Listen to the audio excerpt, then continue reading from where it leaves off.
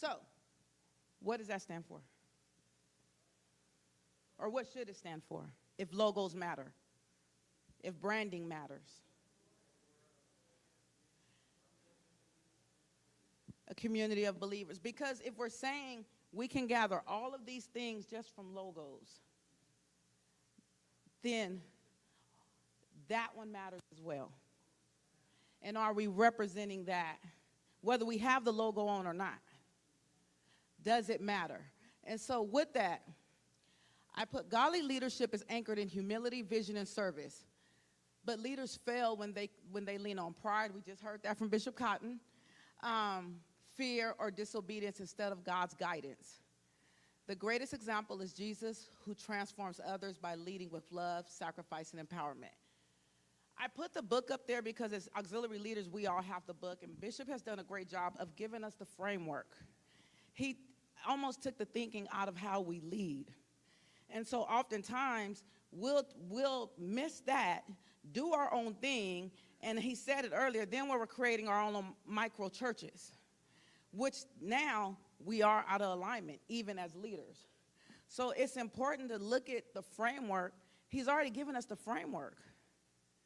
And so if we are wanting to build our teams, our guiding questions for today is, how do we motivate our teams to get involved? What is the organizational structure of your team? How do we handle conflict as leaders? And how do we navigate and lead diverse personalities on a team? Because the truth is, all of that lies with us as auxiliary leaders.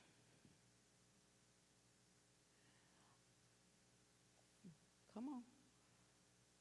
Oh, my Jesus. It did? Look at that. All right. As a leader, it is important for you as a leader to even know your leadership style. Maybe we didn't even know that leadership styles matter. And I know you probably can't see that, so I apologize for the small writing. But there are several types of leadership styles. If you don't know your leadership style, I can tell you now, I lean more toward transformational leadership. That may conflict with somebody who's more of a democratic leadership style. But if we haven't even taken the time to, one, know our leadership style, our personality style, and all these things matter, when we encounter conflict or anything on our team, we won't know how to handle it. Because now I'm leaning more into what's comfortable for me instead of being flexible. And as leaders, you have to be flexible. And you can't see it, and I will share the PowerPoint. There are strengths and limitations with each of even these leadership styles. By the way, how many of us have kids?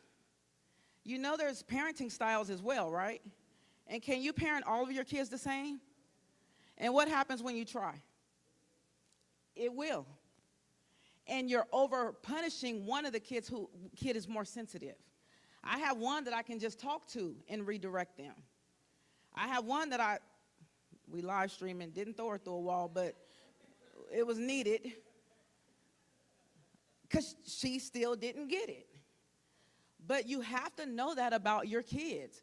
And I had to know that about myself, because what bothered me in one of my kids was she was my mirror. I mean, her attitude, her mannerism, we still clash.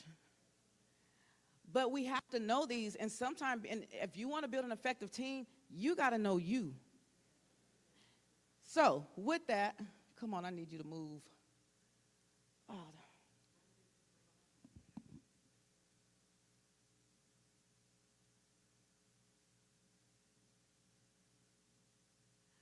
I also added in here biblical leadership styles. I feel like it jumped something. It did. I knew something was wrong. This is the work. So this is why I gave you an index card. This is not my kitchen. I got it off Google. With your partner, for the next 2 minutes, write down the first, just pass them back. Write down the first 5 ways you would tackle this with your partner. Talk to your partner. Y'all gotta start. It's only per team. It's per team, not individual. Yeah. What would you do first? Your first 5 steps to doing this. Y'all got to decide as a team.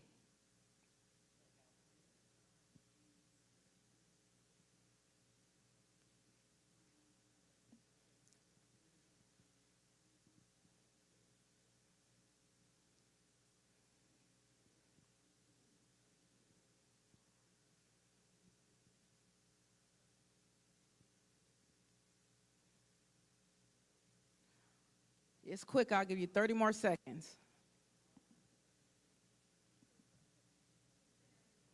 As a team.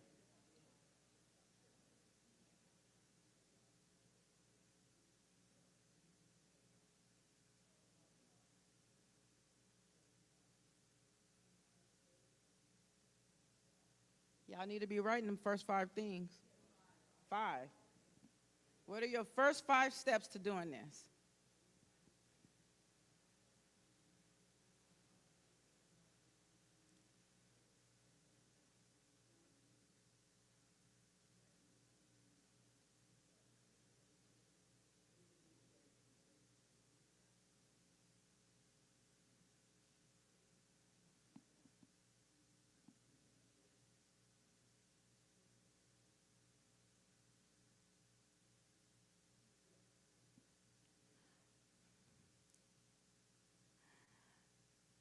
All right. If you didn't get your 5, it's okay. We got to move forward, but I want to hear. How would you tackle this as a team? So who's sharing out over here? We had said that we would first rinse off the excess food. First, we would excess food. For me, because how my brain work, I would have to organize the dishes, have my bowls, plates, cups, and things like that. Load the dishwasher, but I'm a hand washer, right? So I would hand wash the dishes.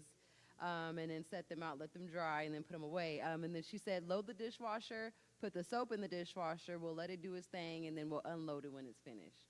So there's 2 separate ways to get it done, right? One would probably do hand wash, and the other would probably prefer to do the dishwasher. Amen.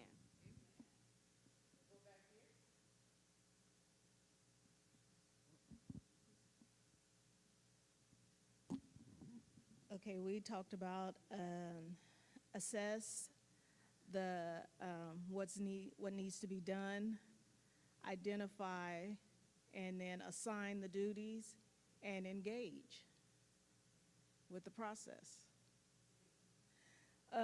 Identify what are we good at. She said she's not going to wash. She volunteered to wash. I rinse, she dries. So to identify and assign the duties and engage it.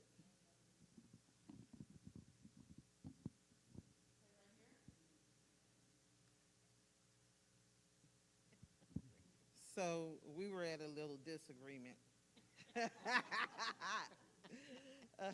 So I first take the dishes out the sink and then scrape them. So she said she would organize them with the plates, the silverware, and all that stuff. And me, I just said I would just put everything, on the corner, and then, after everything's scraped and everything, then just start washing them by what was close to me and get it over with. So we were a little bit different. So we said first we will delegate the duties as a team to figure out who's going to be doing what, and then we're going to organize the dishes, and then working together by one wash, maybe one will rinse. What is that? One to dry, but it's just basically at the end of the day, although we're doing different duties, we're still working together as a team.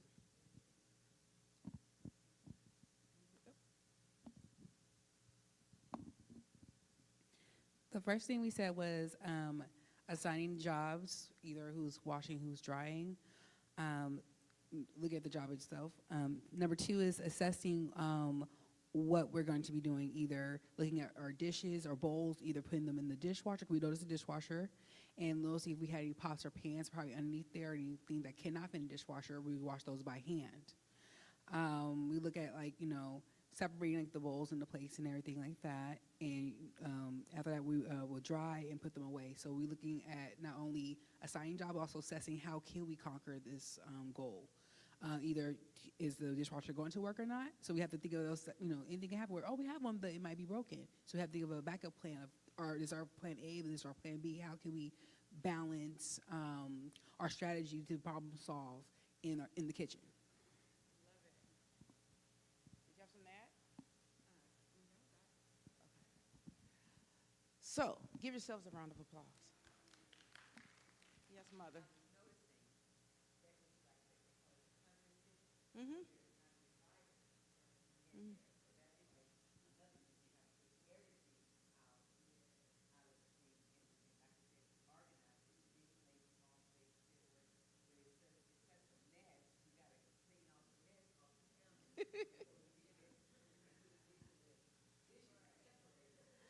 I love that. By the way, there were no wrong answers, were there?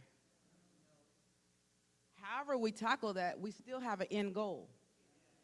And we may all tackle it different. If we're talking about building an effective team, this is the work. It's messy. And so, but this is the goal. What do you see here? They work together. They're in sync. If one of those people does not do their part, what happens? They won't get anywhere. It'll prolong the time.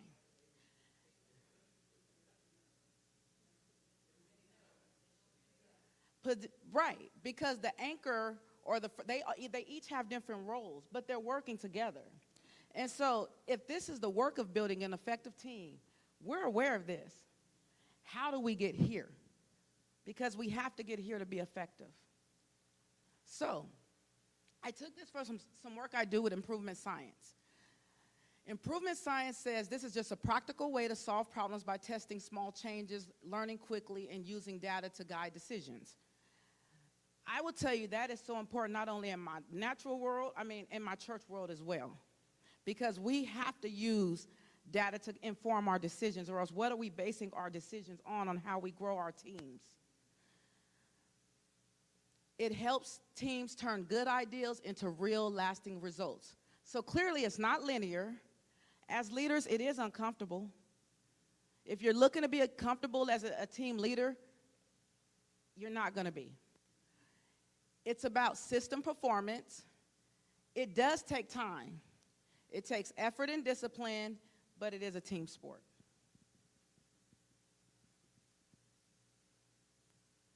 So, this is why it's important to know your leadership style.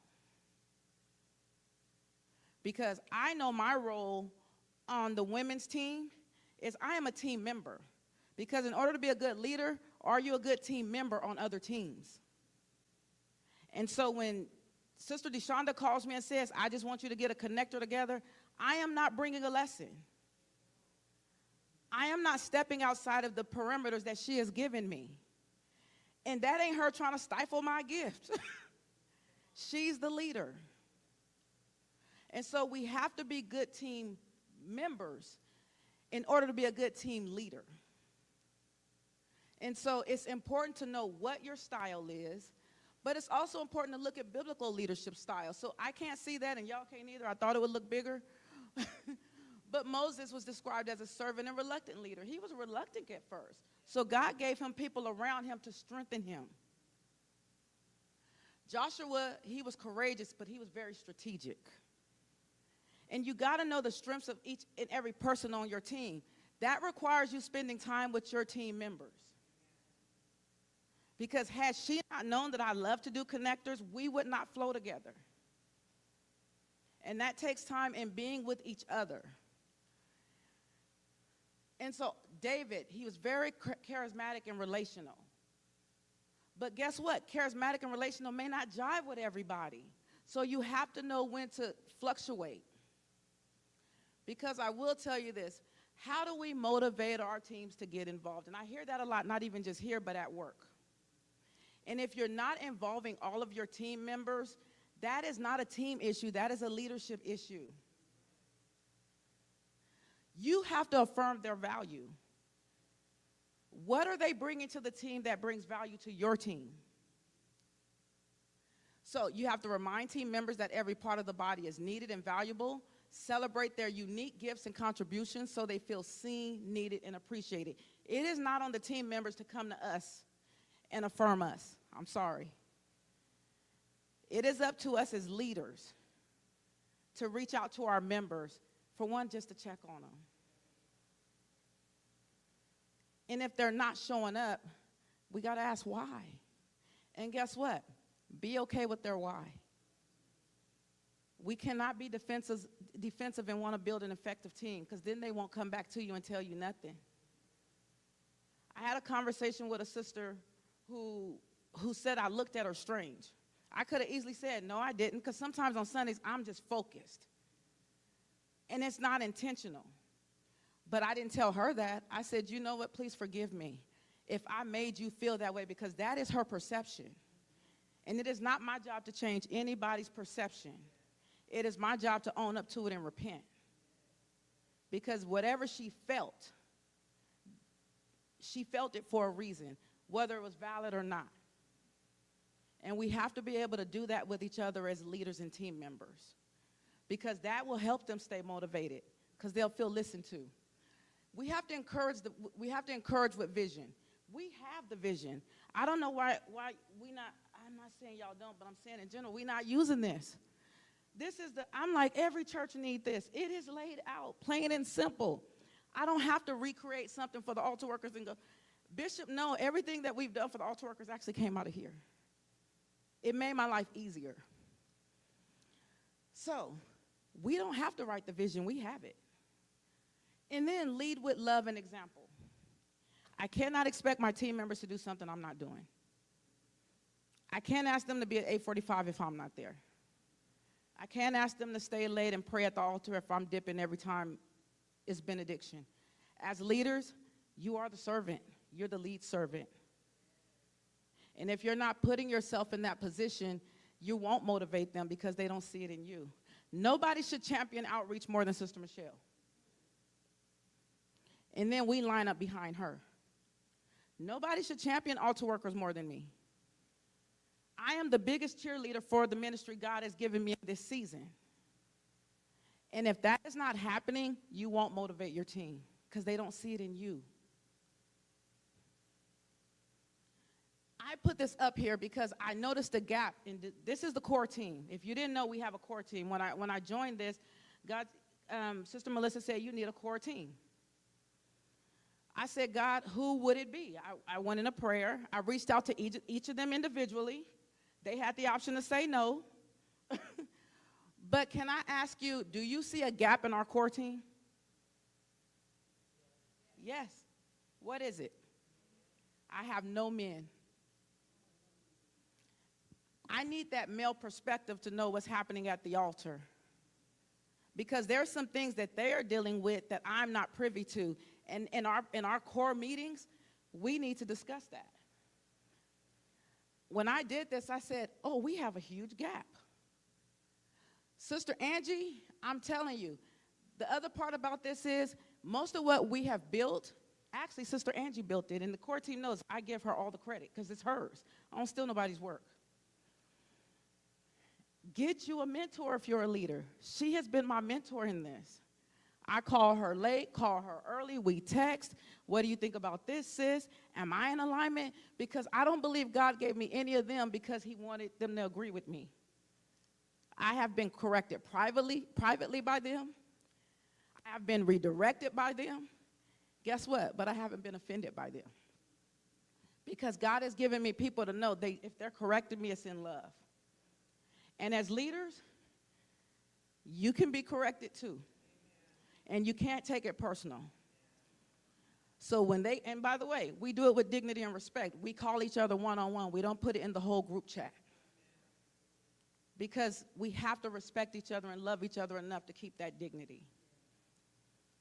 So if Sister Kim is calling me saying, hey, that wasn't the best move, I know it's coming from a place of prayer. because he's also given me people who I know pray. So the other part, and I know we got to move, what is the organizational structure of your team? By the way, on the teams that you were on, how are you even onboarded? Or did you just join? Because the other problem is we're onboarding and we're welcoming people to our teams. We're not inviting them. Nobody's just going to walk up to you and say, can I join sometimes? You as a leader have to scout. By the way, y'all know I'm always scouting. Your teams, if they're not, by the way, if he added to the church daily, why he not adding to our teams? That is not the makeup of God. He's a God of multiplication. So, sometimes they'll come to me and say, have you thought about so-and-so? But you got to have an onboarding process.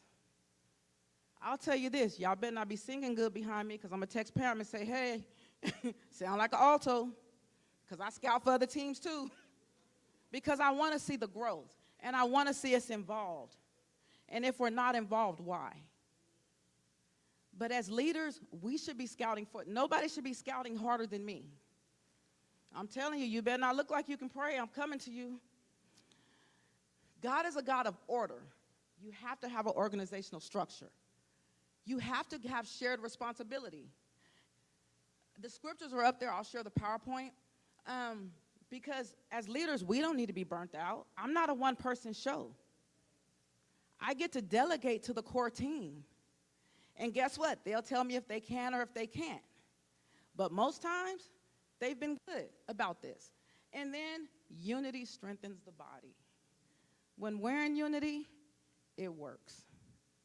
But you have to have some type of structure to your team. You cannot see any of this, but I do have this chart. I'm going to have you do this one. Because we actually created at the core team an onboarding process for altar workers. Because first of all, if I'm leading my way out of position, what is the next predecessor going to have if I'm not there? So we have an onboarding process now. And Sister Ann, it was already there, by the way. I didn't remake it up. Sister Angie already had a framework. And so altar workers now have, first of all, they have it in the office now. They've archived it. Because they should have a way of joining your team. Each of the core team members can simply sit with the new member and onboard them. I don't have to do that all. But if you don't have anything written to onboard your team that aligns with the vision that Bishop has already gave, we can't get mad when they're not motivated and not showing up. We haven't created the structures. The other thing, I love that we put tables out there, but we got to go beyond that because they're walking past our tables. We are the biggest commercial for our ministries. So my question is, did they just join the team or were they invited? Because it feels a little different when they're invited to a team. They'll stay longer. So I'm going to run through this like in 2 seconds just to show you, because we also have Bishop asked me to share, we also have an onboarding PowerPoint that we put together as a core team for new members, because we needed to know the structure. We didn't know. And then when we have people just showing up at the altar praying for people and no authorization, we didn't have anything to frame it in. So we created a PowerPoint. I'm just going to run through it. We welcome them. We introduce them to the core team. We give them the types of prayers. Sister Angie created this. We do, and by the way, we will take all the altar workers through this once we have another meeting. The core team was instrumental in helping with the language in this and just to upgrade it a little bit. Oops, sorry. We have our universal signs. We have areas of support at the altar. We have this framework, like, it is laid out. Like, how do we pray with people? Look at that. Sister Michelle did so much on the deliverance for prayers. So even though you all didn't know this, as a court, we've been working. The young bloods did an amazing job with the baptism piece of this. And then when we do this in person, we have vignettes so that we can practice. And then simply when we onboard them, welcome to the team. Isn't that just a little bit different than I just joined. No one gave you a framework. So, next, how do we handle conflicts as a team? Our first goal is to always seek reconciliation first as a leader. As leaders, we cannot be biased and we cannot take sides. We have to be sure that we are seeking reconciliation, but we have to lead with gentleness and patience. We have to. I cannot, because I'm close to somebody, allow that to be the factor in how I'm handling conflict. Because our team members can tell when we have favorites. And they may not tell you, but they're going to tell somebody else. But you have to pursue peace and unity. You have to. Because we have way too many conflict going on our teams. How do we work together to keep the unity on our teams? It ain't always going to be perfect. But we can do a little bit better job of how we resolve those things as leaders. And I will tell you this, everything shouldn't have to go to Bishop. If it's really, really bad, that's between you and God, then that makes sense. But what were the steps that you took as a leader to sit with your team, to address it? Then if it's not addressed, went to the elders, biblical, right? Because we have to, and if you can't talk to your team, that in itself is problematic. Because even when we have our meetings on Zoom, we start with a connection first. I need to know how y'all doing. Let's check in. I've had people tell me, I need to sit out this Sunday. I'm good. I get that. But we have to be a little bit more patient and kind with each other. Jesus teaches to go directly to your brother or sister in private when conflict arises. If I have a personal conflict with Sister Sandra, it is my obligation to go to her. I don't have to notify it, blast it on Facebook. Because at the end of the day, although we're on different teams and serve over other teams, we're still family. When I was younger, Mama used to say, it's kitchen table talk. It stays at the kitchen table. Now, if it's not resolved, and me and Sister Sandra talk, and she say, you know what, we just agree to disagree, we may need to take this higher, then that's a decision we need to make together. That is not me going rogue and going, you know what, she didn't hear nothing. I said, I'm going to Bishop. And I'm not preventing anybody from going higher if you need to. I'm saying I think we've missed some steps if we're talking about building effective teams. And people are walking off our teams and we haven't checked in with them.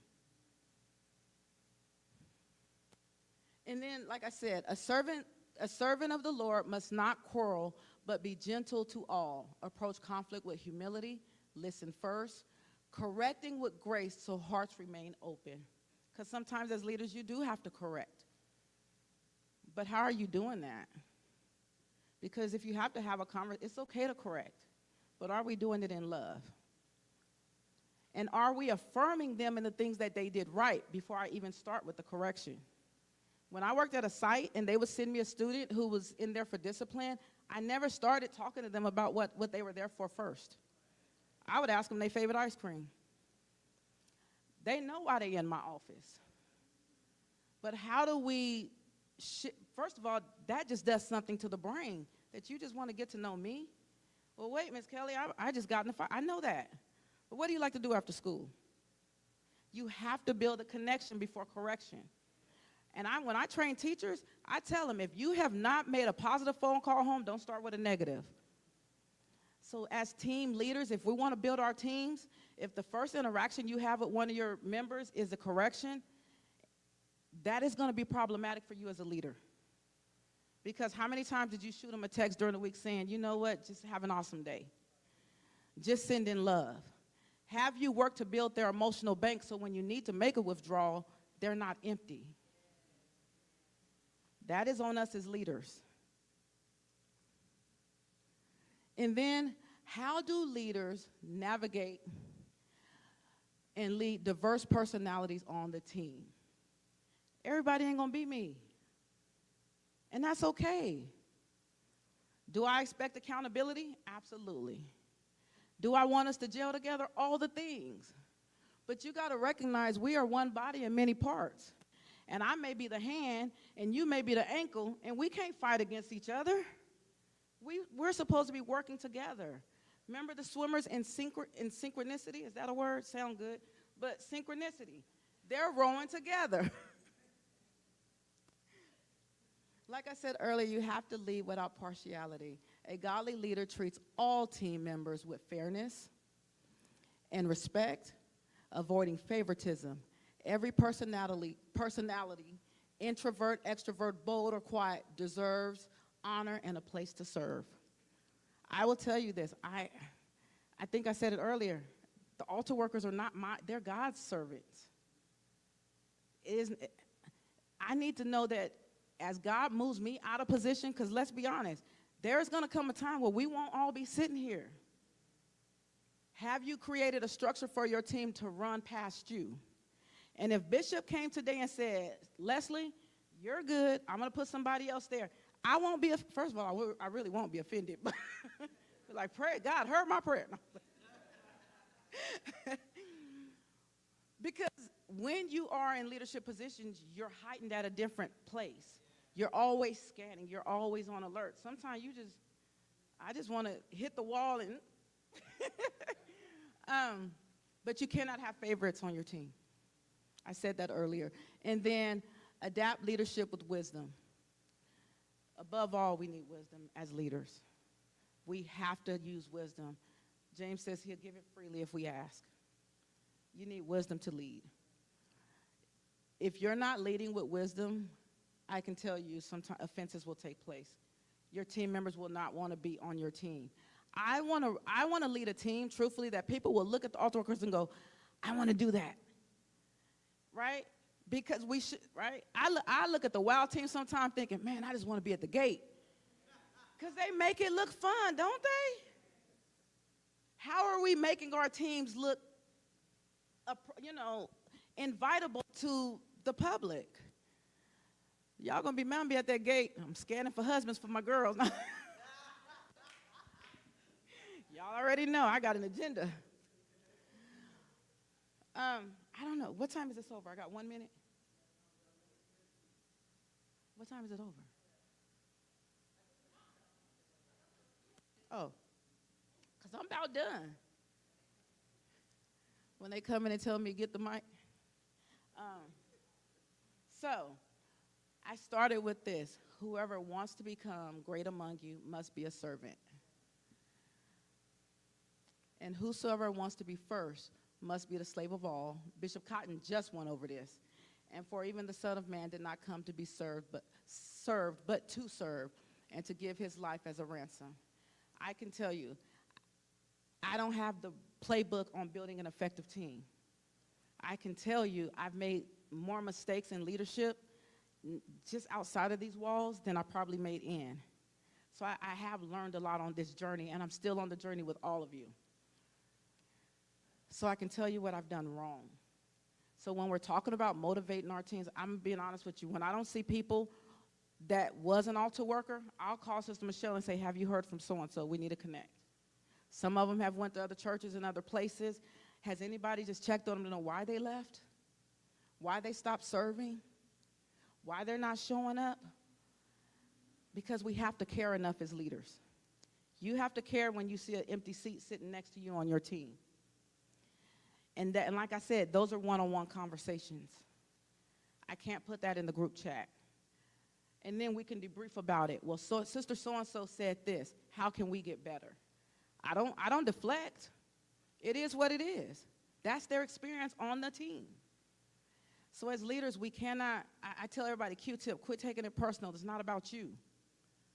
We have to be able to take what the feedback is and own our own gaps. That's why I can tell you when I did this PowerPoint and I looked at our core team, I said, oops, God, I have a gap. I have a huge gap. The other part, if you don't have a core team, you need one because you need somebody who can give you checks and balances and not people that you just chose. I literally did go in prayer. I really did.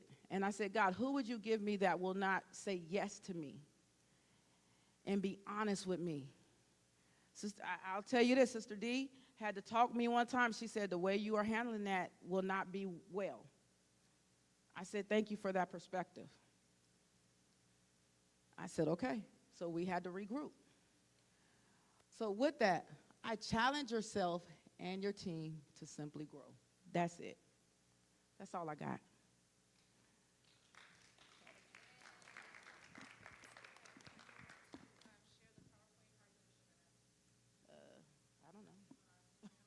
CCB, I can give it to you. I'll get it to you. Oh, I'll do that. I will do whatever y'all say. See how flexible I am in my personality? Yes. All right. Any questions though? I did. He told me I got to leave time for Q&A. I had a question. My question is, so if you're dealing with an individual and let's just say they did leave the team and then you're trying to get a hold of them and contact them, at what point did you just stop? Once you've done it right, according to biblical standards, you are released. Now, you may have to have a conversation with Bishop about that and say, hey, I reached out 2 and 3 times. They're not responding. I'm trying to reconcile. You are at that point, you can't force people either, by the way. This is not where I strong arm you and to stand on an altar worker team. Get up here, sit next to me like that. So you do have to respect that. But it can't be for the lack of that you didn't. It cannot. But once you've done what you were supposed to do biblically, and you've cleared it with bishop or leadership or administration, then you're released. Any other questions?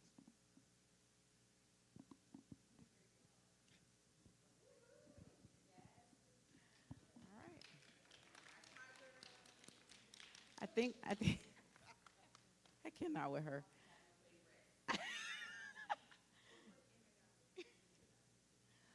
My hope, though, is that you look at your teams and assess them and challenge yourself to grow your teams, because it's not easy. But it does make, you have to be uncomfortable. You have to get out of you. You know how many times God will challenge me to text somebody, and I'm like, they don't even know who I am. I'll just send it anyway. And then the response you get back, because we have to build each other. It's all women in here, so I can truly say this. As women, we have to build each other. Not just as team leaders. We got enough tearing us down. So why are we not taking the time to build each other? I have 3 daughters, so I know how hard it is to build women. And I have to affirm them all the time. Because when they are being torn down, they're coming to me. So I have to be able to talk to them and affirm them and build them and love on them. Because all of us maybe not all of us, but quite a few of us got kids who are not in this church. That should break your heart, because it breaks mine. When my kids are not active and my kids are not in ministry, that is a reflection, whether we want to own that or not. And so I've had to repent even to my own natural children and say, if I did anything to discourage you from the house, I repent. We can never be, as leaders, too high to repent. And that's just not to our teams. That's just in our houses. That's in our lives. I've had to go to my family and say, I know I was a religious fanatic. I know I was. They were sick of me and I was sick of me. Can't sleep because I'm hollering in tongues at 3 in the morning. They got to go to school. And I ain't against praying. You got to go in sometime. But did I always use wisdom? I did not. I did not. And so as women in leadership, we have to be mindful of our roles, and we can't be so closed off that we're not willing to learn. The other thing I'll leave you with is get a mentor. I don't know what I would do without Sister Jaquita and Sister Angie at this season in my life. I've never been a leader of an auxiliary. I had to find a mentor in that area and talk to Bishop and Sister Melissa. I need a mentor. That's somebody that's going to tell me how is this supposed to work? And there were no questions off topic for me. Okay, well, what about this? Did you ever deal with this? How do I go about this? At one point, Sister Jaquita said, you know what, let's just pray. And I mean, she prayed me at my house. I was under the floor. I said, was it that bad? But you can't be a blind leader either. You cannot. You need to find somebody in your area and get a mentor. You have to. I kind of think you may have answered it, but I was going to say, if you're in need of a mentor, how do you go about getting a mentor? You said you went to the bishop, so I guess that's kind of like answering it. But if you say like, hey, I really need a mentor, how do you go about that process?